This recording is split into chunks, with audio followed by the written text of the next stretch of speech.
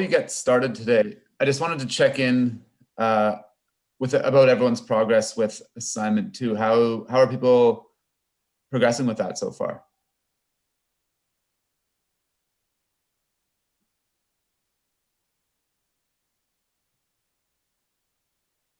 Going okay so far?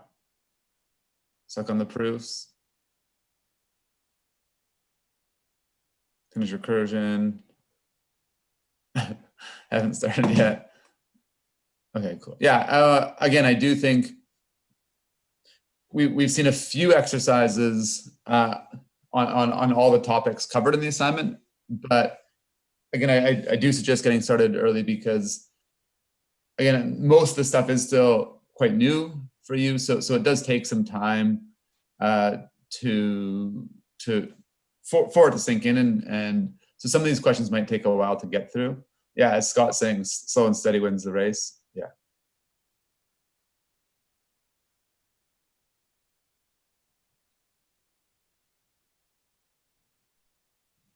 I'm not exactly sure when the quiz was posted last night, Riley.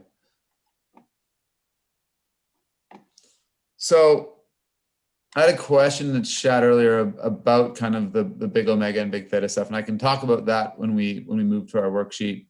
But it did seem like when I'm looking at the results here for last night's quiz, it does look like in general, more of you were able to get it right, and often with much fewer attempts. So in previous, I guess in yesterday's quiz, I saw most of you or a lot of you ended up with full marks, but for some of you it took many attempts, whereas it seems like this one seemed to go a little bit more smoothly.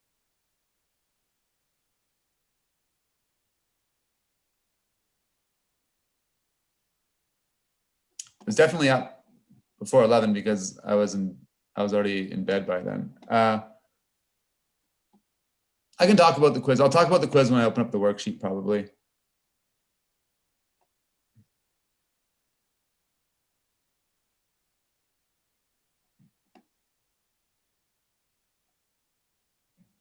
Okay, so yeah, I think maybe I'll open up the worksheet and just on some of the white space on the worksheet page, I can talk a little bit about some of the other asymptotic notations we've learned.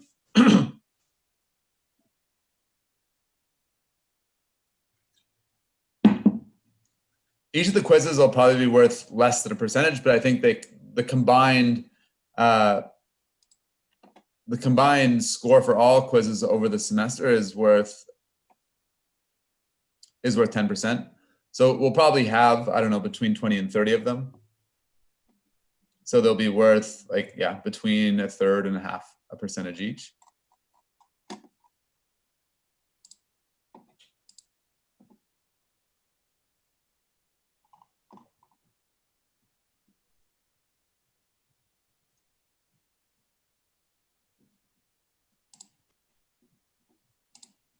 So what do I want to do here? So on the schedule page, I've created another worksheet that again is similar to the worksheet we did yesterday, but instead of focusing on just kind of big O, we're going to work through some exercises with big omega, big theta, little o, and little omega. We'll see, Andrew. I haven't actually looked at that yet. I'll probably see how things are looking as we go down the line. Things like yesterday's quiz, when I wasn't able to adequately give part marks, I might actually just regrade that one or try to redistribute the weight of how that one was graded and grade it manually.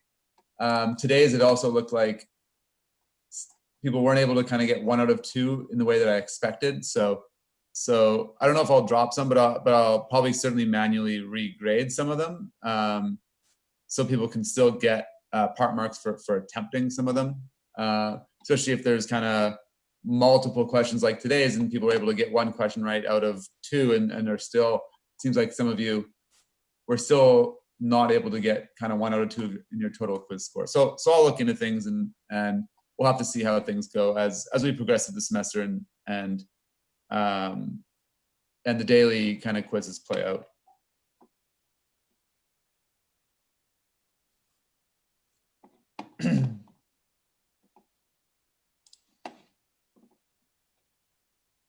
So if I open up our worksheet,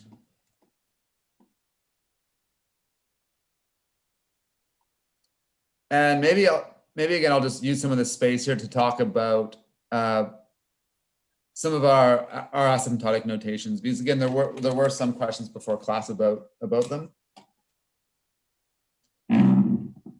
So let's say that we've got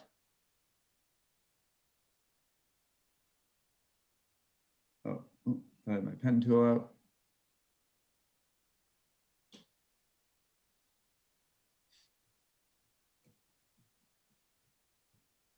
So we're trying to kind of graph the running time of different functions, and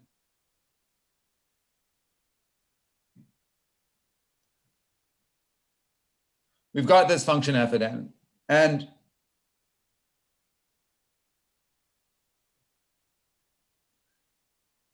we might have other functions that grow at different rates.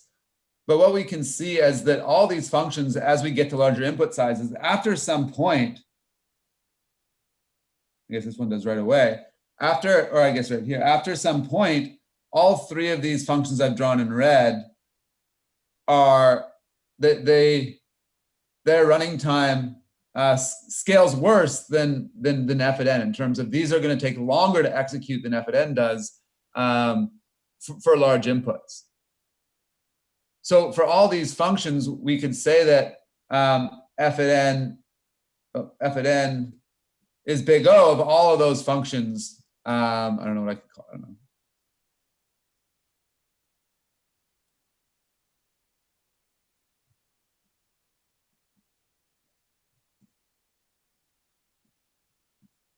So f at n is big O of f at n and b of n and c of n, because again, after a certain point, all input sizes beyond a given point, f at n lies underneath those curves. So they're an upper bound. After a certain point, f at n will always be able to finish execution more quick or no slower than those. I guess we could also have one that's like this. That's what I'm trying to do is equal to f at n. And it's also big O of f at n, because again, for big O, we're just saying, is it less than or equal to the running time of those other functions? On the other hand, we could also have some functions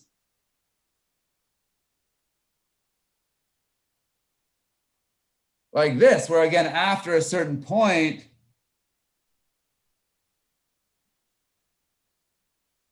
where's this other one cross? This other one crosses right up here.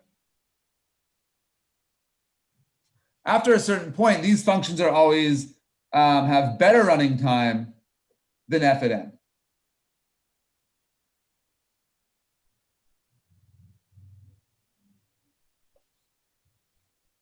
So for these other ones, if f at n is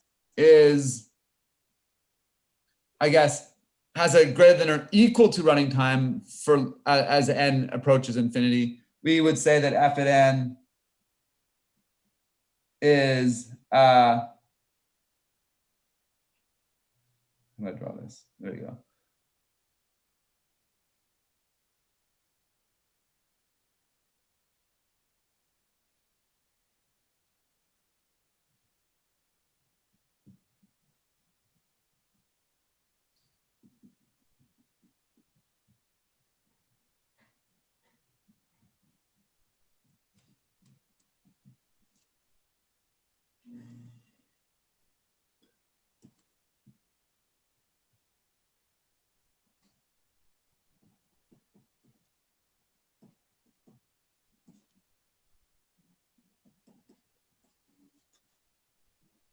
And we could also say that it's big omega of d at n.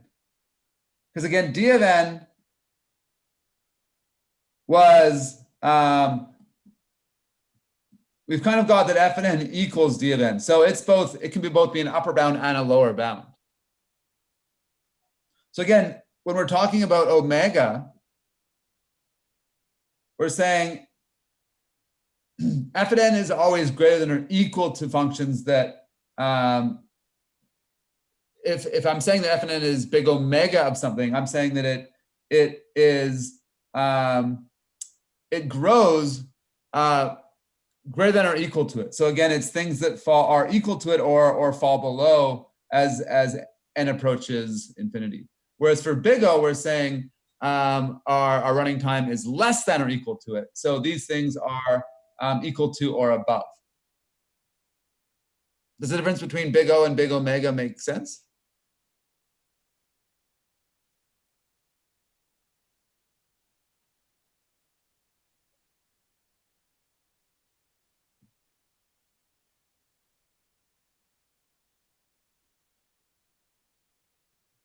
Yeah, it's an upper and a lower bound. Again, these are the big O is the upper bound. We can say that it's always going to be less than or equal to those.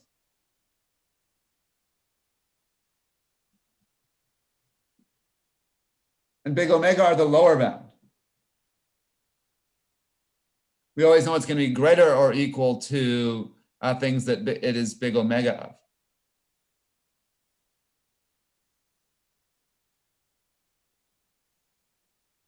Does that make sense? And that's why here, if we're looking at d of n, that was supposed to be equal to f of n. So again, they had the exact same, or I try to draw them with the exact same curve here. That is where big theta comes in.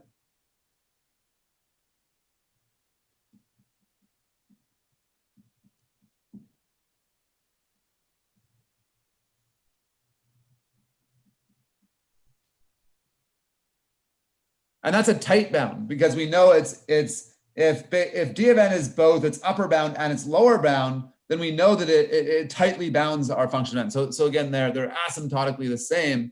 They're gonna have the same performance as our input sizes continue to grow.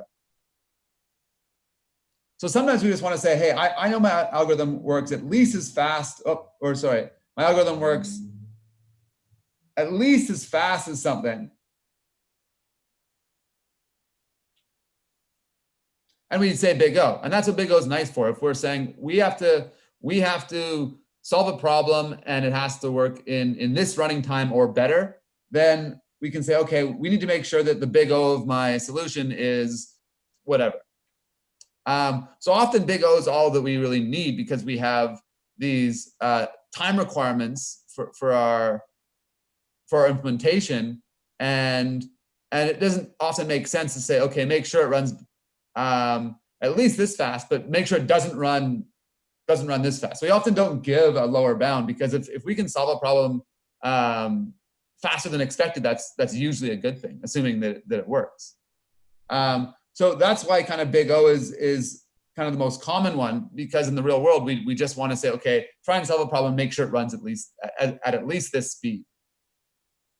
But when we're, again, trying to compare two different algorithms, sometimes it is we use these other things. So with a lower bound, sometimes we just want to say, oh, okay, I can see that these things, it's worse than all these things. But why I've underlined this big theta is because, again, sometimes when we're trying to classify two algorithms, if they're big theta of one another, then it just means that that, again, as our input sizes continue to grow, they'll scale at the same rate. So they're essentially, in terms of optimization and scalability, that we expect them to scale in the same way.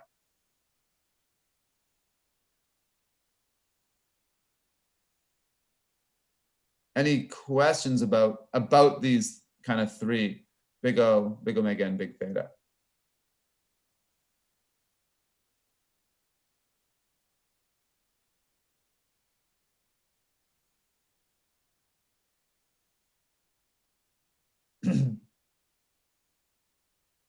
Okay, I can clear this and we can get working on it, jump into the worksheets then.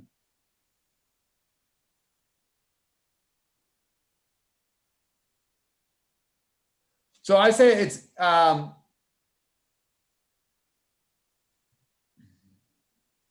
guess it depends on how you're talking about it. These,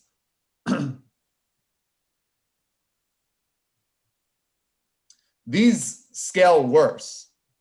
All of our red ones scale at a worse rate. Again, the running time, Tn, it's getting worse as we get to. So if we want something to run at least as good as one of these, and we want the running time to be better. Again, because when we're talking about something being better, we want it to run in a smaller time. So that's kind of why I use at least. In terms of running time, these have greater running time, but that's actually worse. Yeah.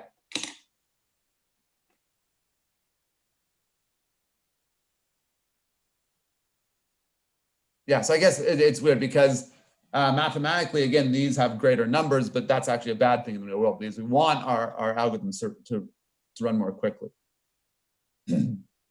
Any questions? Okay, so I'll clear these up and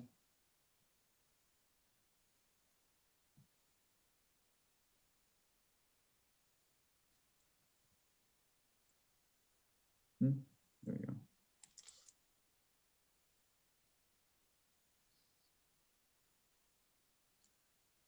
Yeah, we can do 2 questions at a time, and then I'll scroll down afterwards. So this is really similar to a lot of the exercises we did last day. But I want to start with this because, again, we're going to start with the big O, and then I'm going to talk about big omega and big theta as we work through this problem. So as a refresher from what we did last day, you might remember that to show something is O of log n, why don't I just pull this over again? Show that something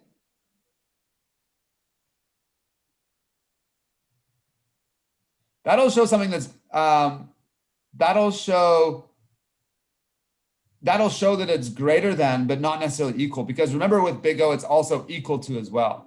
And that's why that's used for little o, because little o is strictly greater than. So as limit tends to infinity, I guess it could either be, if the result is either 1 or infinity, it would be big O. But if you're just saying as it approaches infinity, if it's infinity, then it's one of our littles. So again, for this, what we want to do is if we're saying that n log n is big O of n squared, we want to just make sure that n squared is greater than n log n when we multiply this by some constant for all inputs past a given size. But what we might see here is that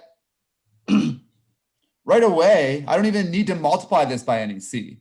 So n squared is always bigger than log n for all n greater than 0.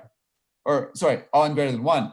Because again, log of 1 is just 0. So this is when n is 1, this is going to be 0, and this is just going to be 1. Log of 2 is 1. So for, again, it's going to be 0 is greater than or equal to 1. For n equals 1, we're going to have n log n. Oh, sorry, this was n.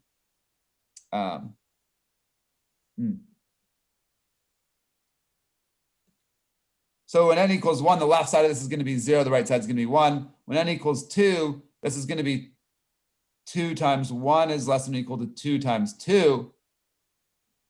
So we know that that's going to be 2 is less than or equal to 4, and et cetera. And it's going to get worse and worse. So this is, we see that n squared, I don't even need to multiply this by a constant to show that this is true. So right away, I can just say that this function is, or I can say that n log n is O of n squared with c and n not equal to 1. So again, I don't even need to multiply it by a constant. But why I wanted to start with this question is, what about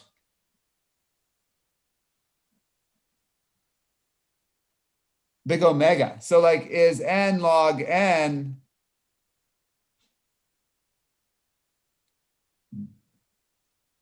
big omega of n squared? And if it is or isn't, how can we show that? So I guess what we're asking for, are we saying, are there constants C and N naught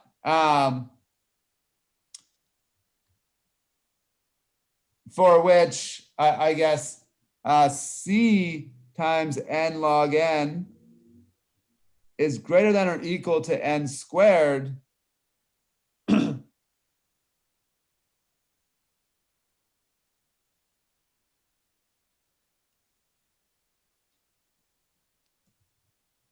for all N at least N naught or greater? And what a lot of you are saying is no. And therefore, so that means we know that this also isn't big omega of n squared, because again, we've said that the upper bound is definitely n squared, so it falls below n squared, but it doesn't, but its lower bound is not n squared, so therefore it can't be tightly bound by n squared. And that's where our big theta comes in. It's if we know that the upper and the lower bound are the same, then we can give this a tight bound. Whereas this, we know that it's going to perform better than n squared. N squared it's going to always grow at a rate less than or equal to n squared. But we're saying it doesn't grow at a rate that's greater than, but it doesn't its lower bound isn't also n squared. It's actually it is going to be lower than n squared. And what I can do is, if I clear this really quickly and go to this drawing that I created, I'm graphing, as we can see, I'm graphing n squared in blue, or sorry, n log n in blue, which we see the curve is lower, and n squared in red. But I guess the question is there a way that I can actually multiply this blue curve by a constant, and it'll, from that place on, will it be above the red curve? And then I've times this by 1,000. So this actually now looks like it's going straight up. So wait, maybe I have found a place where it's always greater than this red curve. But what we'll see here, if I move my chat, if I move everything, is if we actually scale this out a bit,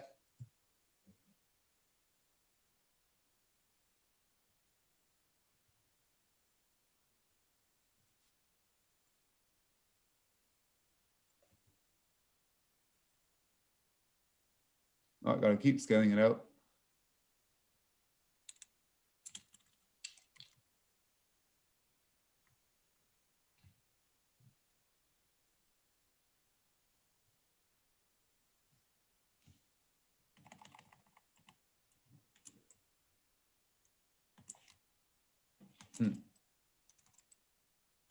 Still not really good at this thing. I was working this before class and I could scale it out correctly, but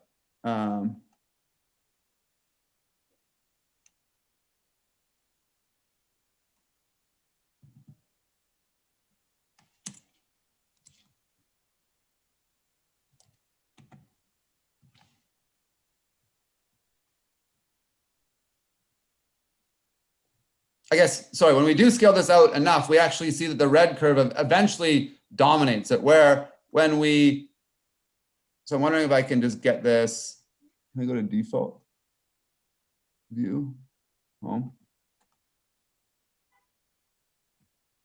Doesn't help with the chat and stuff in front of it. Let me just move the chat over here. So our default view, we saw that the blue curve looked like it was way steeper than the red curve. But I guess if we zoom this out far enough, and we actually want to change we want our y to actually scale more than our x. Here, there's a good one. We see that eventually the red curve crosses the blue. So although when we were looking at large inputs, it looked like that blue was growing at a much steeper rate. Even if we multiply this blue by some constant, eventually this n squared is going to dominate for, again, so at this point, I guess when n is equal to like 3,800 or something, for all input sizes past that point, the n squared curve just completely dominates the blue curve here. And it's going to continue that way and get steeper and steeper, whereas this now kind of looks almost like a straight line. So that's kind of what I was trying to show here, is that it actually doesn't matter how much if we multiply this n log n, it doesn't actually matter if we multiply it even by a really large number. It's never, we can't make it so that curve stays above the n squared curve. So this isn't a lower bound. So we can't say that it's big omega. We can say that it's at a certain point it grows at a faster rate, or the running time gets the running time grows at a larger rate for bigger input sizes. But we can't say so we can say that this is going to be a worse running time. But we can't say that even if we multiply this by again some constant c here, that whatever, it doesn't matter what that c is, eventually this n squared will surpass it.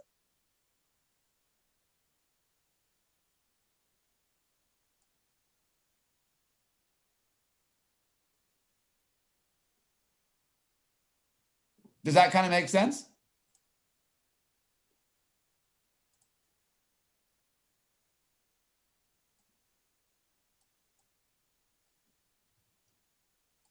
So the next thing I want to do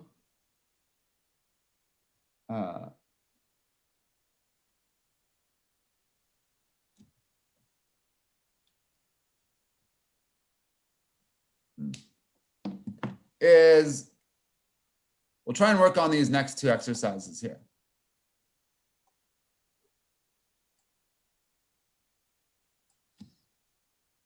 So this next one, now I want to show that again, 10 to the minus 10 n squared is big theta of n squared. So to do that, I want to is n squared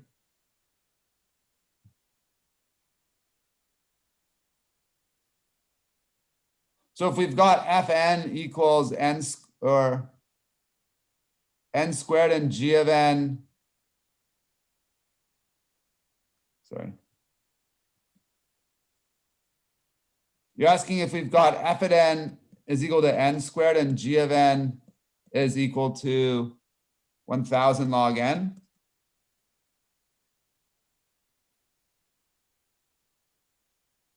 So in this one, g of n is big O of f at n. Oh.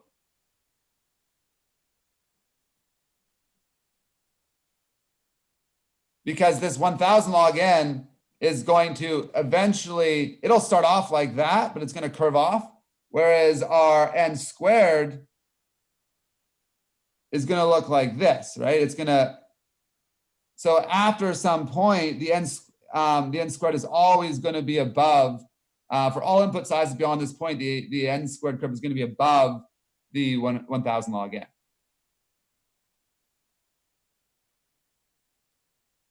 So we could say that, again, g of n, its upper bound is n squared. We could also say that f at n is big theta of g of n. We also know that after some point, the lower bound, these kind of things say the exact same thing. One is saying this is g of n grows no worse than f at n beyond a point. And this is saying that f at n is always grows no better than f at n after than g of n after some point. Maybe I should rewrite this as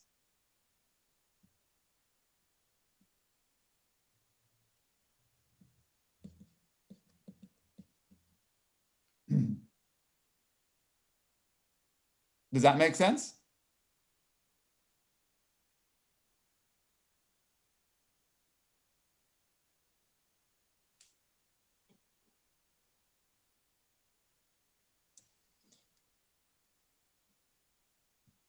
So if we're trying, so now when we're trying to say big theta,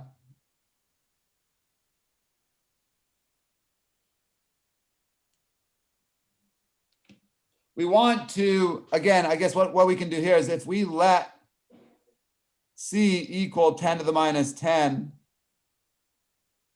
and n not equal 1, we can see that the running time of this is, so we know that the running time of this function is less than or equal to, whoops, C of n squared for all n above n naught. So again, if I'm just plugging in T of n, if I'm just plugging in 10 to the minus 10 here, we see that it is the exact same curve here. So therefore, we see that 10 to the minus 10n squared is O of n squared, because we found a constant and an n naught for which at that point it always grows greater than or equal to that. So in this case, it's always equal to that. But we see that with C of it as 10 to the minus 10 and n not equal to 1, we also have that T of n is also greater than or equal to Cn squared for all n above that point, because again, in this case, the curves are equal. So with that, we can say that 10 to the minus 10n squared is big omega of n squared as well. And really, when we're trying to prove our big theta, if we have 10 to the minus 10 is big O of n squared and big theta of n squared, then we can say that it is big theta of n squared. So that's the definition of big theta. It's just saying if its upper bound and lower bound are essentially, if we can say that its lower bound and upper bound are I guess asymptotically within this same class, then we can tightly bound it to that class. In this case, n squared.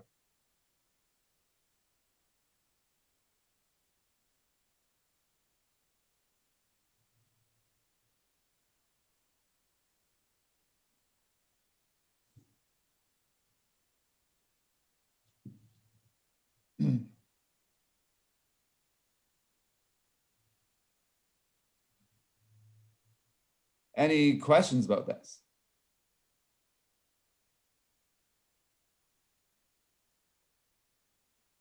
So question 3 is really asking almost the exact opposite of question 1, where now we're trying to show that something has a lower bound of something. So again, what we want to do is we want to show that n log n is greater than or equal to n, and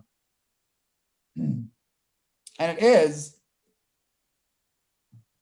for all n greater than or equal to 2. Because when n is 1, this will go to 0, so it won't be.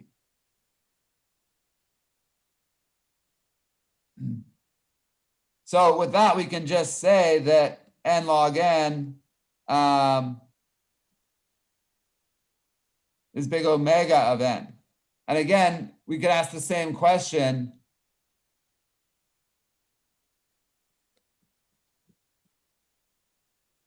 So again, is there any way that we're asking,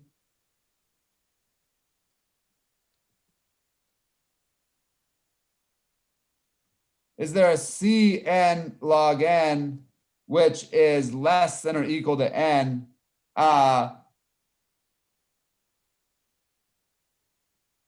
for all input sizes greater than or equal to n naught, to an n naught? And there isn't, again, because after a certain point, this is going to be above 1, essentially. As for all input sizes, when log n is above 1, we're again multiplying a number above 1 to the same value here. So again, we see that it's not going to be, it doesn't matter what we multiply it by. See, eventually these are going to, these n terms are going to dominate, and it'll get greater than greater than this, even if this is like a really small decimal. So again, the answer is no, similar to the other one. So again, we know that this is a lower bound. It's n log n is always going to grow at least at speed n, but it's not an upper bound as well. So it's not big theta. It's just again a lower bound.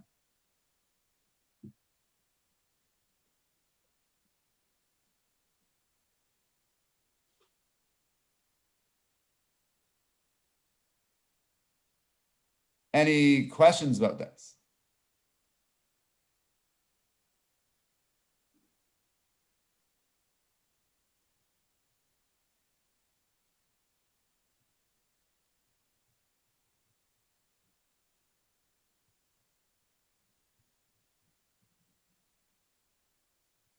It can be either one. It can be here. Like if you multiply it here, it's just going to be divided by c. So this will be 1 over c. It's the same thing.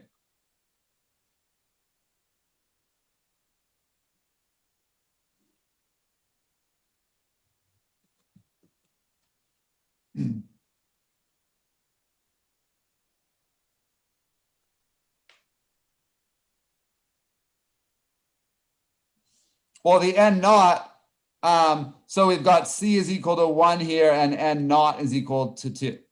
So it is, for all cases beyond this n naught, it is true.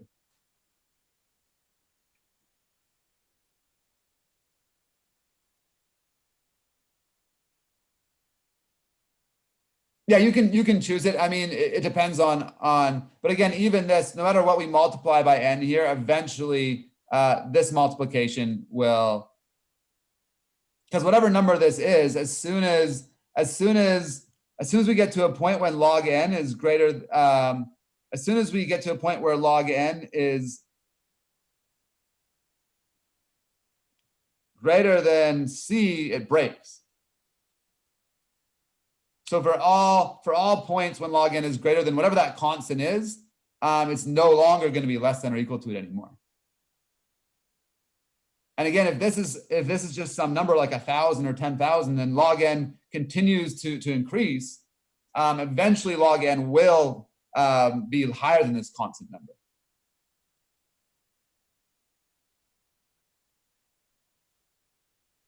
Does that make sense? Okay, cool.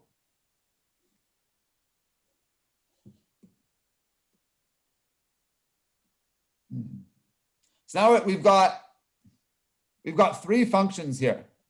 We've got d of n and e of n and f of n. And if we're saying d of n and f of n, d of n is big omega of f of n and e of n is big omega of f of n, what we're kind of saying is that if we've got some plot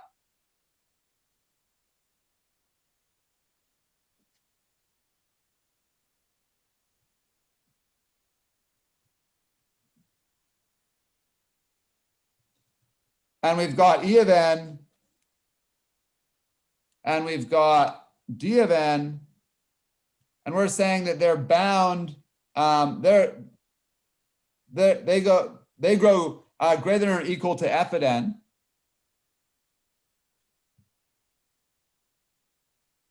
But the question is can we add these two together?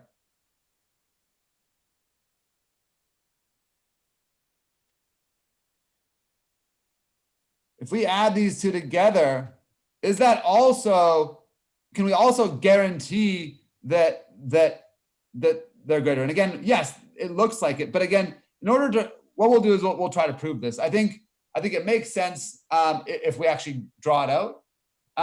But if we're saying that d of n is big omega of f of n, then what they're saying is, so what that means, there is a constant c for which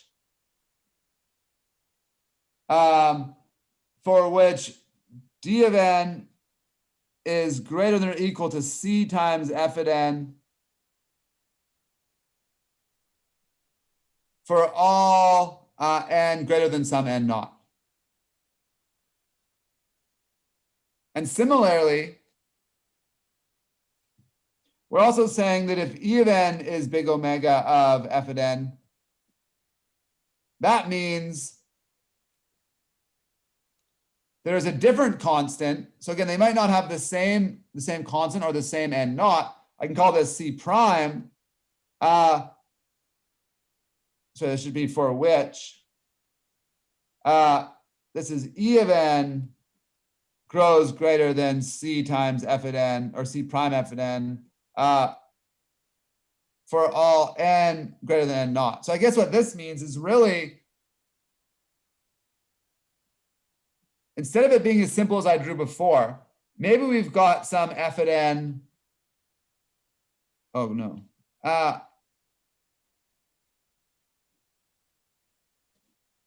Maybe I've got some F at N that's like this. And I've got D of N, which is like that.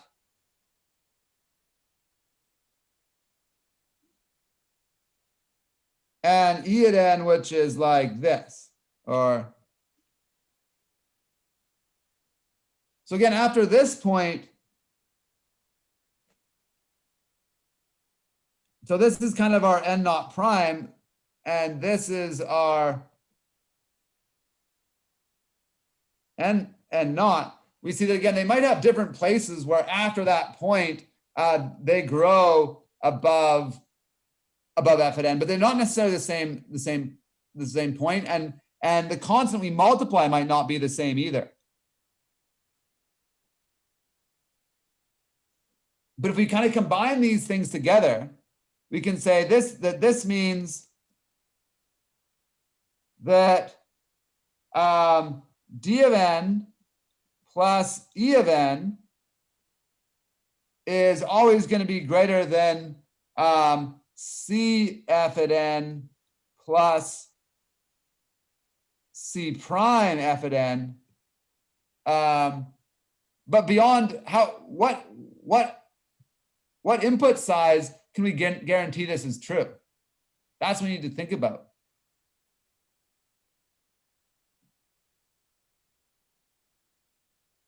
So I think, again, if we've got these 2 points where the individual ones were true, we probably want it to be the rightmost one. Because at the rightmost one, we already know the other one was true before that. So I think here, we probably want to say for all N greater than or equal to the max of N naught and N naught prime. So it's going to be past the second point. And we can factor this out and say that this is actually just, this is C plus C naught F at N. So what we can say is that D of N plus E of N is big omega F at N with C, I guess I can call this C2 equal to C plus C naught, and N, I guess N naught for this as the max of those previous N naughts.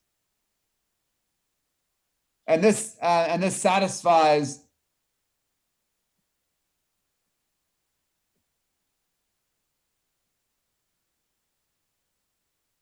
I guess not our, satisfies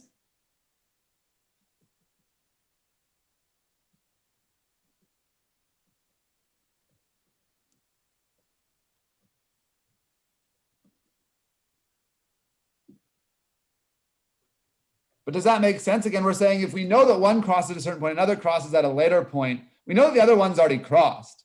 So we know that both of them, the sum of both of them will, if we multiply, again, the same constants that we multiplied by each of them, and think about that second point, we know that they both crossed by then. So the combination of those curves will definitely be bigger than our f at n curve here.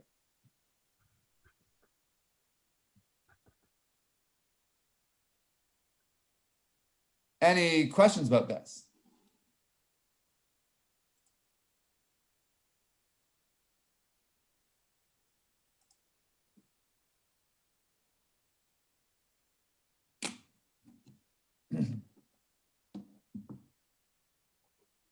So on the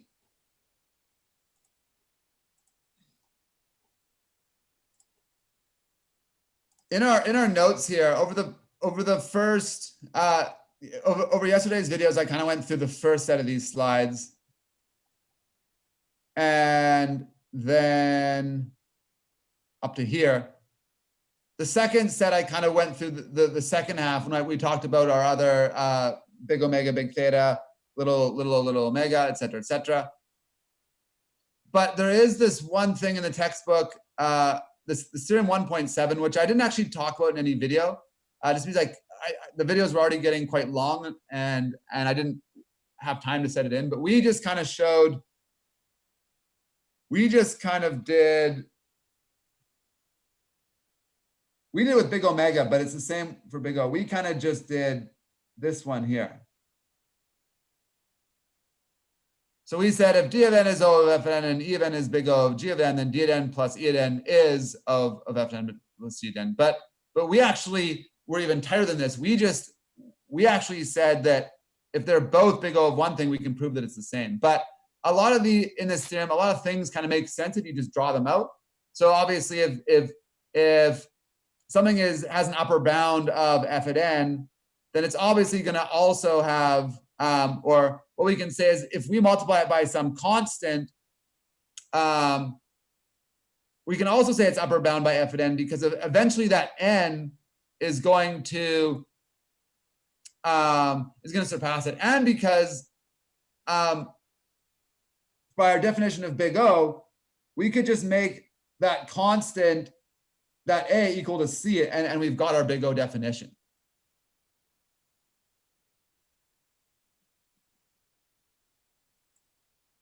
But so a lot of these are just things that'll show up where you'll think, again, wait, if we've got,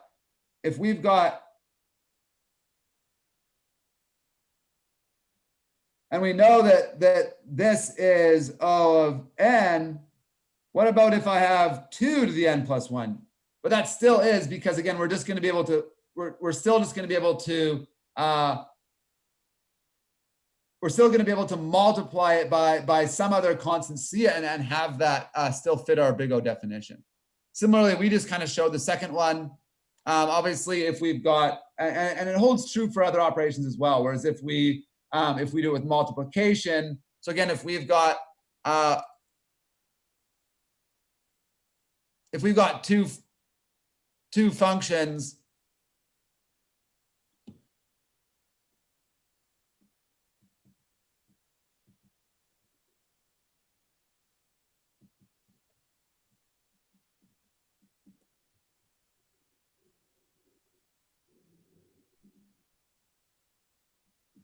if we've got one that's n and one that's log n, if we have a function that actually applies both of these, so we have to actually do f at n times g of n, then what that is that's going to be a big O of just the multiplication of these two. So it's going to be n log n. Which, if you think about it, if we've got something that loops through n times, inside that loop, we have a loop that goes log n times, and what we'd expect that loop to be, again, if we're multiplying these two things together, it's obviously going to be bound by n log n. So again, a lot of these, why this is in the textbook and why it's in these slides is sometimes instead of kind of doing the step-by-step big O definition where we're actually trying to find constant c and not to prove it, the solutions actually, instead of kind of doing this maybe long-winded proof, they tie back to this theorem here and say, oh, by theorem 1.7 like 0.4, if two things are multiplied by one another, then we know it's just log n or big O of the first times the second. the individual big O's. But it is always okay to do the big O definition directly just by saying, let's find a constant such that when we multiply it by this constant, it's always going to be bound by that other curve for all points after this given point. That's kind of how it is typically done. But there are some shorter solutions that will follow one of these rules. But all these rules can be I guess, proven using our big O definition, which is kind of what we just did for our most recent problem when we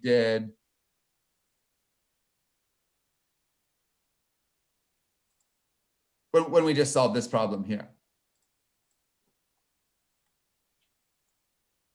So we actually didn't have time to do problems 5 and 6, which are, again, using little o and little omega. And I've got a slightly different problem where it kind of combines a lot of the stuff we've done over the last few days and in a big, I guess, in an asymptotic analysis example. So we're going to have to kind of try to find a tight balance. We're trying to find big theta on something that's log n factorial. So it's not simply log n.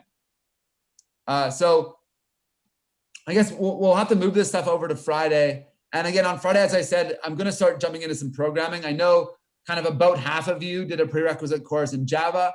So what I'll do is I made a whole bunch of, I guess, intro to Java videos for my CSC 115 course that I'm teaching this summer. And what I'll do is I'll actually just load those. I'll link those videos for this course. So our pre-lecture videos will actually just be on getting things up and going, programming with Java. So for those of you that have done 115, the videos will probably be quite or mostly all review, or probably all review. And I'll have some short little quiz questions that just kind of test some Java syntax. But for those of you that did C++ or something different, I think that you'll see that there are a lot of similarities with Java. And maybe you don't even need to watch all the videos, or you can kind of skip through them. But there might be some small little differences with syntax that might be worth watching. So I'll probably just give out a whole bunch of videos, like probably like between 5 and 10 videos, but like you probably won't need to watch all of them. Like I'll have one on loops and have one on if statements, and obviously conceptually that stuff you're all already quite familiar with, but maybe being able to compile and run a Java program will be something that some of you haven't done before.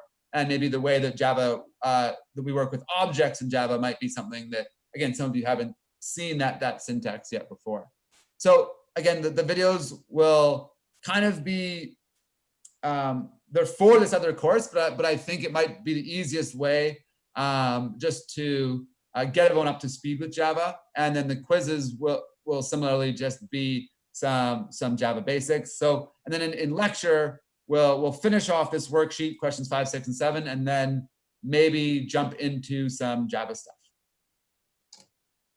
Any questions before we wrap things up?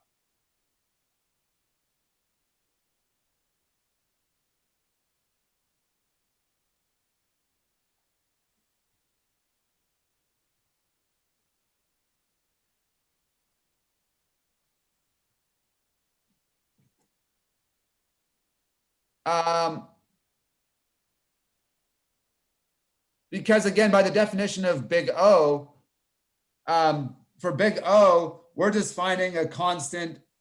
We just need to find a constant such that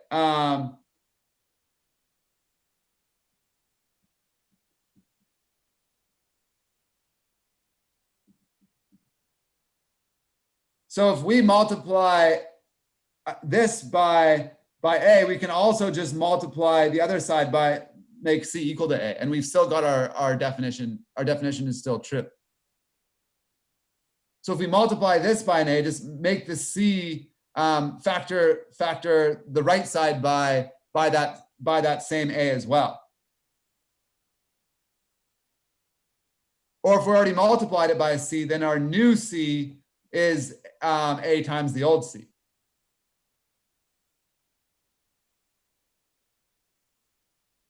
Assignment one's graded. I can release those grades. I'll release those grades today.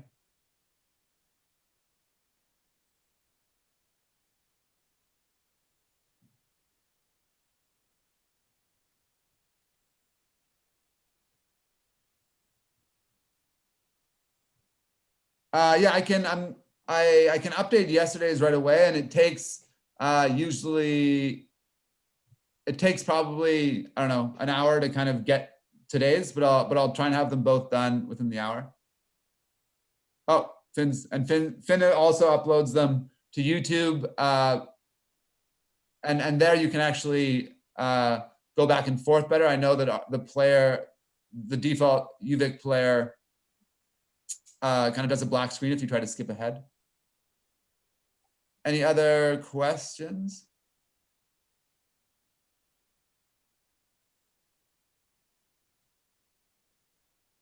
Okay, I'll stop the recording now so I can get it set up for upload, but you can stick around and answer some questions. The recording has stopped.